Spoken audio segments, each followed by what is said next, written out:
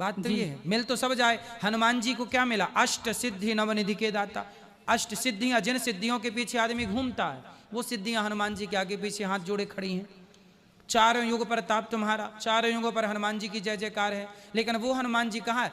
आपने कभी राम जी के मंदिर में देखा होगा जी। कैसे बैठे हैं हनुमान जी राम जी के मंदिर में? चरणों में ऐसे ऐसे देखो, ऐसे ऐसे हाथ जोड़े हैं। जरा जोड़ो हाथ अपने आप लोग और सिर झुकाओ। सोचिए इतने बड़े हनुमान जी ऐसे बैठे, ऐसे। धन्य है हनुमान जी, इतने बड़े हनुमान जी, इतने बड़े हनुमान जी, ज्ञानी नामाग्रगण्यम, वो हनुमान जी ऐसे इतने सरल कैसे हो सकता है कोई? महाराज जी मेरा एक और प्रश्न है। बात समझ में आई? जी समझ में आ गई। ठीक है। जैसे प्रेमानंद जी महाराज कहते हैं सिर्फ राधा राधा जपो, कृष्ण का नाम क्यों नहीं लेते हैं? बेटा कृष्ण भी कहते हैं, कृष्ण भी जपते हैं सब। आप लोग पूरी बात समझते नहीं ना, इसलिए अधूरा ज्ञान किसी काम का नहीं है। राधा कृष्ण दोनों तत्व एक ही हैं, इन्हें दो तत्व मत कहो। जो राधा है वही कृष्ण है, जो कृष्ण है वही राधा है। वो कृष्ण भी कहते हैं, पर आप लोग पूरा सत्संग सुनो तो पूरी बात नहीं। समझ। प्रेमानंद जी महाराज को मैं रोज सुनता हूँ। हाँ तो वो कृष्ण भी कहते हैं। नहीं, सबसे ज्यादा राधा राधा कहते हैं। सबसे ज्यादा राधा कहते हैं, ठीक है ना। तो राधा कहने में बुराई क्या है? क्या बुराई है? राधा ही तो, राधा बोलो आप, राधा मत बोलो, बोलो आधार। आधार आधार आधार आधार आधार आधार आधार आधार आधार राधा। सृष्टि का आधार ही राधा है। जब आप आधार कहोगे तो राधा शब्द अपने आप प्रकट हो जाएगा, क्योंकि आधार राधा ही है। इसलिए राधा कहो और चाहे कृष्ण कहो, राधा के चरण दबाते हैं श्री कृष्ण। राधा रानी की क्या दबाते हैं? चरण। चरण। फिर इसलिए जो राधा नाम न हो तो रस राज विचारो रो तो, ना हो तो कृष्ण अवतार जपे जा राधे राधे। राधा अलबेली सरकार रटे जा राधे राधे। तो राधा है तो ना कृष्ण है, इसलिए पहले राधा आई फिर कृष्ण आए। राधा जी बड़ी हैं श्री कृष्ण से। जी महाराज जी, राधे राधे जी।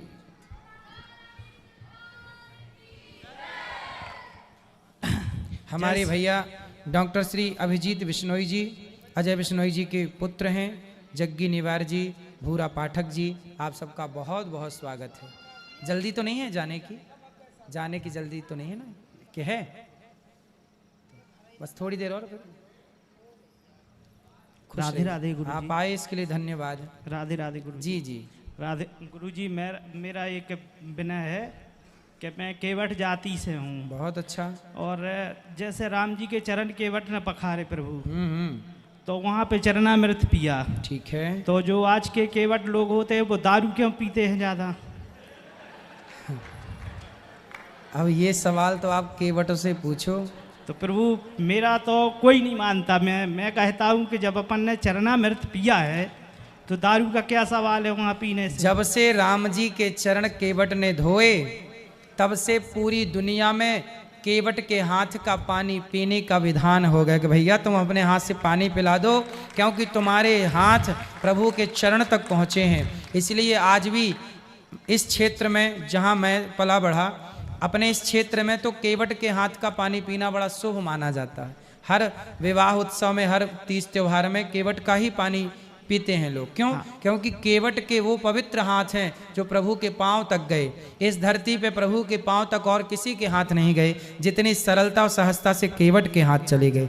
अब ये तो केवटों को समझना चाहिए कि आप इतने पवित्र कुल से हैं, जिस कुल को कृतार्थ करने राम कुटिया पर पहुंचे केवट की, तो ऐसे केवटों को शराब नहीं पीना चाहिए।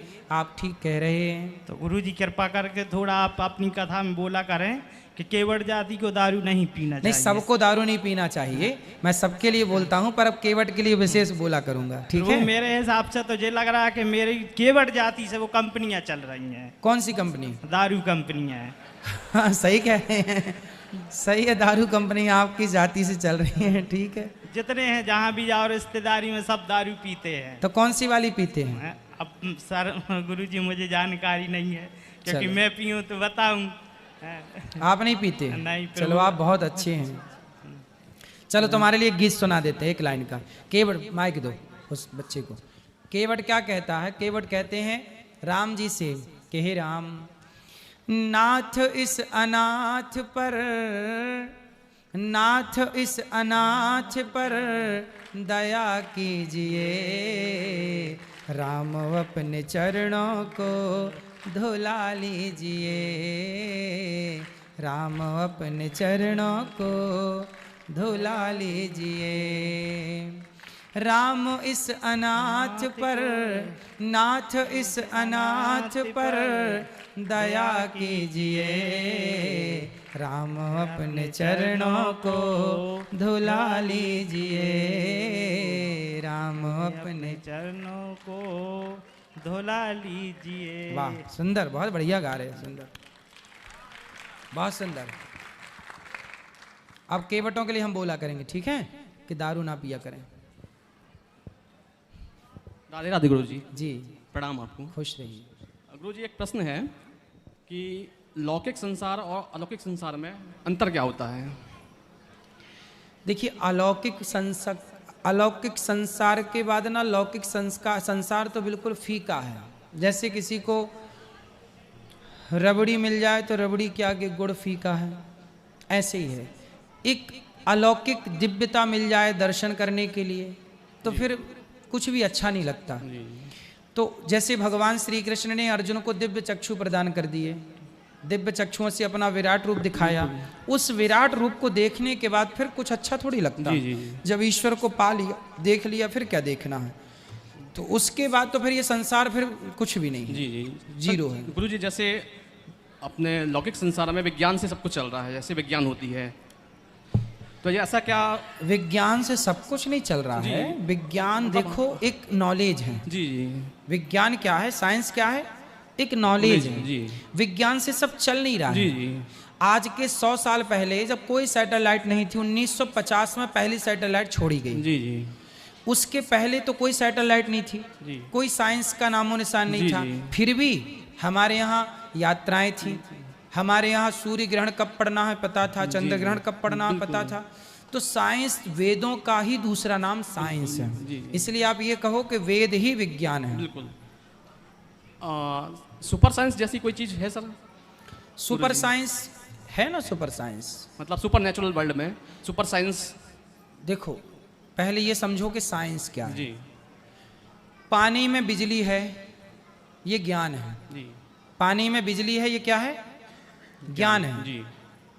पानी में बिजली है, ये क्या है? ज्ञान है। लेकिन पानी से बिजली हमने निकाल कर दिखा दी, ये विज्ञान है। विज्ञान है। तो ज्ञान था बस निकाल, भाई पानी में बिजली तो सदा से थी। जी जी। पर कोई आता है और वो ऐसे उपकरण बनाता है और पानी से बिजली को निकाल कर दिखा देता है। जी जी। थी तो सदा से ना, सदा से, बिल्कुल। बस यही है, ज्ञान तो था जी। पर ज्ञान को जिसने प्रत्यक्ष दिखा दिया, उस दिखाने का नाम विज्ञान है। ये विज्ञान है। इतना ही सा अंतर है। गुरु जी, मनुष्य प्रकृति से किस माध्यम से जुड़ सकता है? मनुष्य तो प्रकृति का ही एक हिस्सा है। जी जी। जैसे हम जुड़ना चाहते हैं, जैसे बहुत से अपने सिहोरा क्षेत्र में ही बहुत बड़े गुरु हुए हैं, सिद्ध पुरुष हुए हैं, उनने सिद्धियां अर्जित की हैं, तो किस माध्यम से उनने की है? देखिए, जो सिद्ध पुरुष होते हैं वो क्या करते हैं कि सबसे पहले अपनी एनर्जी को, देखो हमारी नाभि केंद्र बिंदु है। जी। हम सबकी जो नाभि है वो मध्य भाग है, केंद्र। मध्य प्रदेश क्या है शरीर का? नाभि। नाभि। इसलिए हमारे यहाँ कोई मध्य प्रदेश का है, हम पूरे भारत की नाभि है, जी। मध्य प्रदेश। जी। तो हमारे जो सेंटर पॉइंट है वो नाभि है। नाभि के नीचे जो एनर्जी जाती है जी। उसे वासना कहते हैं। जैसे आप आज के लड़के क्या कर रहे हैं? लड़कियों को ताक रहे हैं। जी। क्या हो रहा है? इनकी पूरी एनर्जी नीचे की तरफ जा रही है। नीचे की तरफ मतलब पानी, वेस्ट। लेकिन यही एनर्जी जिस दिन इनकी ऊपर की तरफ चढ़ जाएगी, हृदय की ओर, तो जो नीचे एनर्जी चली गई वो वासना बन जाती है। जो एनर्जी ऊपर की तरफ आ गई वो उपासना बन जाती है। और वही उपासना आपको सबसे अलग करती है। जी। जिस दिन आप अपनी एनर्जी को नीचे की बजाय ऊपर खींचने लग गए, जी जी। अधिक आपने समाज को समय दिया, अधिक काम किया जनमानस के लिए, तो आप अलग ही चमकेंगे, अलग ही दिखेंगे। तो बस अपने संत लोग क्या करते हैं, अपने नीचे के द्वार को बंद करके अपनी एनर्जी को ऊपर लगाते हैं और वो सबसे अलग हो जाते हैं। जिन्हें और अधिक शक्ति आपने ऊपर लगी तो क्या होता है, फिर आप बहुत सारी चीजें जान जाते हैं, जी। एक दिव्य ज्ञान को प्राप्त कर लेते हैं, जिस ज्ञान से ईश्वर को पाना सहज और सरल हो जाता जी है। जी। अच्छा गुरुजी, भक्ति का भी कोई विज्ञान होता है क्या? क्या आदमी विज्ञान के माध्यम से ईश्वर को प्राप्त कर सकता है? देखो, विज्ञान के माध्यम से ईश्वर को प्राप्त करते तो इतनी सारी सैटेलाइट ऊपर गई हैं, स्पेस पे गई हैं, वो जाके बैकुंठ में रुक जाती हैं, जी फिर वो सीधा बैकुंठ में ना जाती हैं। जी जी पर बैकुंठ में नहीं, वो गुरुत्वाकर्षण के ऊपर जाके रुकी हैं, जहां से नीचे नहीं आ सकती जी। वो एक स्थित स्थान पर रुकी हैं। जी जी। तो इसका मतलब है कि बड़े बड़े वैज्ञानिक, एक बार मैंने किसी बहुत बड़ी बात पढ़ी एक ग्रंथ में, एक छोटी सी बात मैं पढ़ता रहता हूँ तो मुझे मिल गई। जी जी। एक समुद्र के किनारे ने एक बहुत बड़े व्यक्ति बैठे गीता पढ़ रहे थे, अच्छा। भगवत गीता। जी जी तो वैसे गीता पढ़ रहे थे तो एक नौजवान साइंस का स्टूडेंट आता है जी और वो उनके बगल में ऐसी सीट थी तो बैठ गया। तो उसने बोला, यार ये क्या पढ़ रहे हो आप? जी। हम लोग तो देखो साइंस को जानने वाले लोग हैं। तो वो जो गीता पढ़ रहे थे वो थोड़ा सीनियर बुजुर्ग थे। अच्छा। उन्होंने पूछा, बेटा तुम कहाँ पढ़ते हो? जी तो उसने बताया कि मैं फलाने कॉलेज में पढ़ता हूँ, जी फलाने मुझे प्रोफेसर पढ़ाते हैं। जी तब उसने गीता पढ़ने वाले ने कहा कि बेटा जिस कॉलेज में तू पढ़ता है वो कॉलेज मेरा ही है, मेरे द्वारा ही चल रहा है। जी। तो जिस कॉलेज तूने विज्ञान की 4 पुस्तकें पढ़ ली साइंस जी। की, अपने आप को बड़ा साइंटिस्ट समझने लगा, जी, जी। लेकिन जब आप गहराई पे जाओगे तो मूल में आपको ईश्वर की सत्ता नजर आएगी। बड़े बड़े वैज्ञानिक भी ईश्वर की सत्ता को स्वीकार करते हैं। जी। कोई ये नहीं कह सकता कि मैं ईश्वर को नहीं मानता। जी बिल्कुल। बड़े बड़े वैज्ञानिक, जी बड़े बड़े सब ने ईश्वर की सत्ता को स्वीकार की। हाँ, जो अध कचरे हैं, बीच वाले, अध जल गगरी छलकत जाए, तो जो आधे अधूरे ज्ञाता हैं वो कहते जी मैं ईश्वर को नहीं मानता। जी। तो भाई तुम इतने बड़े वैज्ञानिक हो गए कि तुम ईश्वर को नहीं मानोगे, उस परमात्मा की एनर्जी को तुम नकार रहे हो जिस परमात्मा ने तुम्हें पानी की बूंद से बना के तैयार कर दिया। भाई पिता के द्वारा माँ के गर्भ में एक पानी की बूंद ही तो स्थापित होती है, उस पानी की बूंद से एक मनुष्य का निर्माण होता है। क्या ये साइंस नहीं है? बिल्कुल साइंस है। यदि, और सुनो, नेचुरल साइंस है। बिल्कुल। ये कैसा साइंस है कि कोई बाहरी व्यक्ति काम नहीं करता। पेट के भीतर 9 महीने में ऐसा प्रोसेस होता है कि पानी की बूंद से एक आंख तैयार हो जाती है, कान तैयार हो जाता है, हाथ तैयार, पांव तैयार, जान तैयार हो जाती है। ये कितना बड़ा विज्ञान है। इतनी सी जगह माँ का पेट है। और लेकिन देखो, और जब बाहर आया तो माँ के आंचल में दूध बहने लग जाता है, और जब तक बच्चा नहीं था पेट के बाहर तब तक दूध नहीं था। तो ये क्या है? इसलिए ईश्वर, ये ईश्वर का विज्ञान जी है। जी बिल्कुल। ये ईश्वर के साइंस को समझने की जरूरत है। वही मैं समझने की कोशिश कर रहा हूँ कि सुपर साइंस भी एग्जिस्ट होती है। यही है सुपर जी, साइंस। बिल्कुल। ईश्वर ही सुपर साइंटिस्ट जी, है। बिल्कुल बिल्कुल। अच्छा गुरु जी, जैसे परशुराम जी को एक विद्या हासिल थी कि वो टाइम टेबल कर लेते थे, समय यात्रा कर लेते थे। हाँ। है ना? तो वो अभी आज के जो युग है, कल युग में संभव है क्या ऐसा? आज भी तो बताते हैं कि स्पेस के ऊपर समय बहुत धीमा चलता है। जी जी। आज भी तो हाँ, साइंस बताते बिल्कुल। हैं कि यदि आप फलाने ग्रह में चले जाएं जी। तो आपको, आपकी उम्र और बढ़ जाएगी। बढ़ जाएगी। बिल्कुल। तो ये है। अब जैसे आज ही मैंने कथा में बताया कि ब्रह्मा जी की आयु कितनी है। जी। एक ब्रह्मा जी 100 साल के हैं, जिनका एक दिन कितना बड़ा है। मृत्यु लोक में जब 1000 बार चतुर्युग बीत जाते हैं, सत्ययुग, त्रेता, द्वापर, कलयुग, तब ब्रह्मा जी का एक दिन होता है। जी जी। ठीक ठीक। गुरु जी आप यहाँ अब आए जैसे हैं। एक उदाहरण से समझिए। जी जी। रेवत नाम के एक राजा थे। वो अपनी बेटी रेवती को लेके ब्रह्मा जी के पास गए और बोले कि मैं अपनी बेटी के लिए लड़का ढूंढना चाहता हूं, बताओ। ब्रह्मा जी बोले जितनी देर में आप यहाँ खड़े हैं इतनी देर में तो मृत्यु लोक में युग बीत गए। जी जी। अब आपको बलराम जी से ब्याह करना पड़ेगा, जाओ। जितनी देर में केवल ब्रह्मा के पास गए, खड़े हुए, बात किए, इतनी देर में मृत्यु लोक का समय निकल गया। कई युग बीत गए। सोचिए, ब्रह्मा जी के यहाँ अभी समय वही है, 10:05 हुआ माना की, और ब्रह्मा जी के यहाँ 10:05 हुआ। इस 5 मिनट में तो यहाँ युग बदल जाते हैं। मतलब इतना स्लो चलता है ब्रह्मा जी का टाइम, और यहाँ इतना फास्ट। बिल्कुल। अच्छा गुरु जी, भागवत में एक प्रसंग है जो सनकादि कुमार थे। जी जाए, अभी बैठो यहीं, रुको ना, कहाँ जाना है? अरे जी गुरु जी। जी अंतिम प्रश्न है जी। जो सनकादि कुमार थे तो वो कहते हैं कि वो उनको हमेशा 5 वर्ष के ही रहे वो हाँ, हमेशा। 5 वर्ष के। तो सर गुरु जी इनके पीछे क्या है, मतलब क्या ये विज्ञान तो क्या देखो, लॉजिक है? ये भगवान के 24 अवतारों में एक अवतार है, प्रथम अवतार। मतलब उनकी उम्र कभी बढ़ी नहीं? वो हैं सबसे बड़े बाप, दादों के भी दादा, बापों के भी बाप, पर रहते 5 साल। उनकी शरीर की संरचना 5 साल की है। मतलब उनके मतलब उन पे जो समय का असर था वो नहीं था क्या? समय का प्रभाव नहीं था उन पर। अच्छा जी, समय से परे है। परे थे वो। जी जी गुरु जी, आप यहाँ आए, आपका बहुत बहुत धन्यवाद, आपका सानिध्य प्राप्त हुआ, बहुत बहुत। खुश रहे, खुश रहे।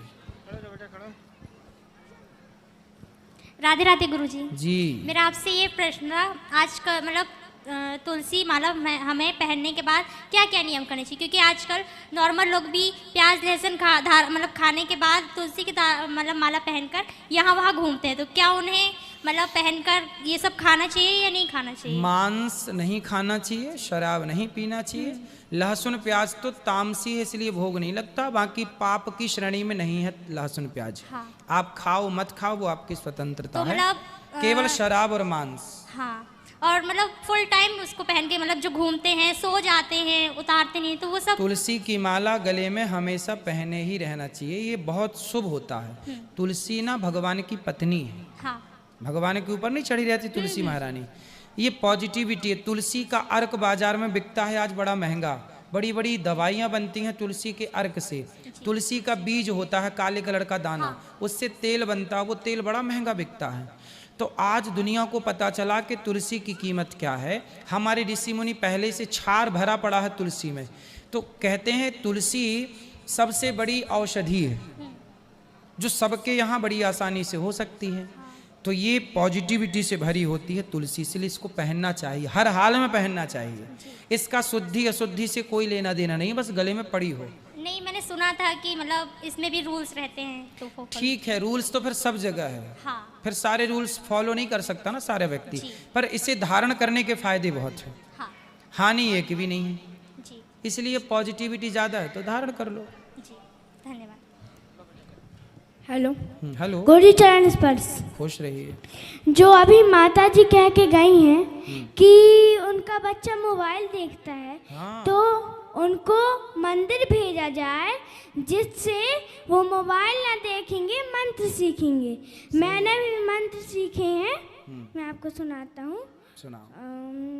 ऊर्ध्वमूल्यमधस्साखा मश्वथं प्राहुरव्ययं छन्दांसि यस्य पर्णानि यस्तं वेद स वेदवित् अधस्य चोध्वं प्रसतास तस्य शाखा गुणा प्रविद्या विषयप्रवालः अधस्य मूलायनुसन्ततानि कर्मानुबन्धीनि मनुष्यलोके। वाह वाह, आप ठीक कह रहे हैं, बच्चों को मंदिर भेजा जाए, श्लोक सीखेंगे, भगवत गीता सीखेंगे। सही है, देखो सीखो इस बच्चे से। चलो ठीक है। गुरुजी राधे राधे। हाँ जी। गुरुजी साईं बाबा भगवान है या नहीं? आपके पिता कितने हैं? एक। 2 हो सकते हैं? नहीं। फिर भगवान 2 कैसे हो सकते हैं? सब थोड़ी भगवान हो सकते हैं। साईं बाबा एक साधु हो सकते हैं, एक संत हो सकते हैं, एक गुरु हो सकते हैं, जी। भगवान नहीं हो सकते ना बेटा। जी। एको ब्रह्म द्वितीयो नास्ति, ईश्वर सब नहीं हो सकते। जी। जैसे आपके पिता सब नहीं हो सकते, है ना? जी। ऐसे ही ईश्वर सब नहीं हो सकते। यदि सब ईश्वर हो जाएंगे तो फिर आप भी कहो कि नहीं ये भी ईश्वर हैं, वो भी भगवान है, सब भगवान, तो फिर भगवान सब हो जाएंगे। तो देखो जैसे स्त्री के लिए ना पति एक ही रहता है, पतिव्रता नारी के लिए एक ही पति है, 2 नहीं हो सकते ना। उसी तरह ईश्वर एक थे, एक हैं, एक ही रहेंगे बेटा। कोई भी ऐसे बाबा भगवान नहीं हो सकता। जी। ये सब आप लोगों को इस चीज़ को, इस ज्ञान को जल्दी समझ लेना चाहिए, कहीं ज्ञान आने के पहले अज्ञान फैल ना जाए। जी। इसलिए समय पर रोग का इलाज कर लेना सही है। जी। एक और सवाल था। क्या समझ में आया पहले ये बताओ। जी। क्या अभी जो प्रश्न पूछा वो क्या समझ में आया कि आपको? भगवान एक ही हो सकते हैं। कौन है वो एक भगवान? वो ब्रह्म। भगवान नारायण, भगवान राम, भगवान कृष्ण। जी। ठीक है। साईं बाबा कौन है? साधु। ठीक है। अब आगे। कि सुना है कि श्री कृष्ण जी की शादी राधा जी से ब्रह्मा जी ने करवाई थी। हाँ कराई थी जी जी। धन्यवाद। कोई डाउट है इसमें?